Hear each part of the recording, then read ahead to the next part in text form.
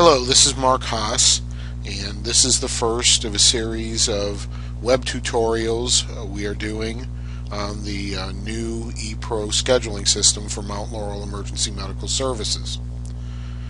The first clip is going to be about how to log into the system, and we'll have a series of other small clips about various other aspects of the system.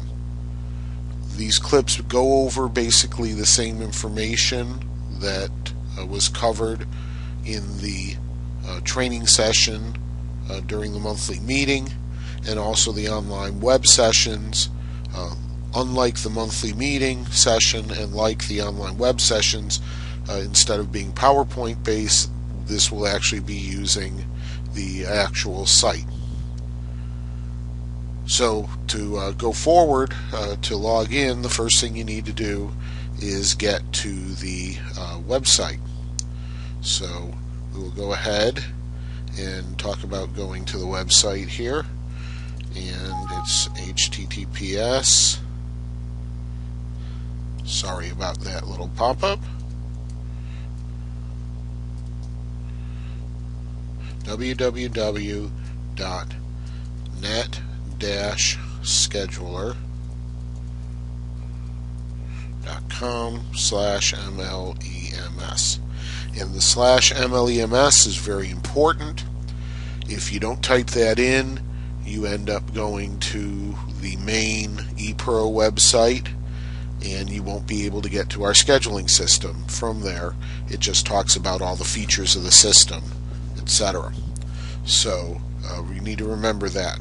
Eventually we will have shortcuts on the station computers.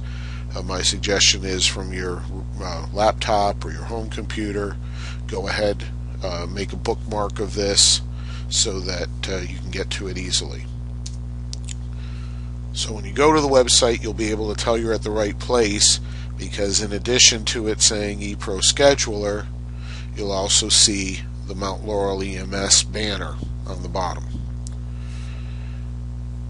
Your login ID, if you haven't logged in before, or even if you have, your login ID is your first initial last name, all in lowercase. So for me, it would be MHAAS, M-H-A-A-S. For the purpose of these tutorials, I've set up a fake member just to be able to demonstrate various aspects of the system. If you're logging in for the first time or you forget your password, keep the sorry about that pop-up. You see this green question mark. Green question mark, if you click on it, will give you a dialog box to enter your user ID, and it will email you your password. The important thing is the email address it's going to email that password to is the one that we had on file in your personnel record. It's not the email address on the website. It's not the email address in the old volunteer scheduling system for the volunteers. It's the email address we had on record for you in the personnel system. If you don't get the email with your password, it probably means that email address is wrong. It may be an old one you're not using anymore. It may have had a typo in it when it was entered, but in any case it's wrong. If you don't get the email, please email Mark Haas and let me know you did not get the email with the email address you want in the record. I'll reset that and respond to you, and then you can do the question mark again, and you should get emailed the password. It'll send you your password, and then when you log in the next time, it'll ask you to change it. So I'm going to go ahead and log in and to this temporary account. And no, I'm not telling you what the password is. Get rid of Firefox's little password reminder. And when you log in, you will get this initial page. Let me go ahead and fix one other thing here.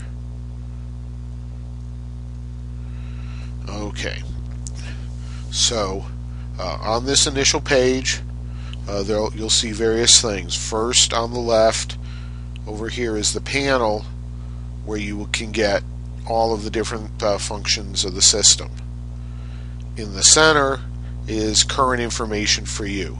It'll include your current shifts that you're on the schedule for during the 2-week period that we're in. And I should be clear that that 2-week period is essentially a 2-week pay period. While there's various views of the system, and we'll go over that in the next tutorial, the system underlying one of the concepts it has is a pay period, which is your traditional 2-week pay period. So the year is divided into 26 pay periods.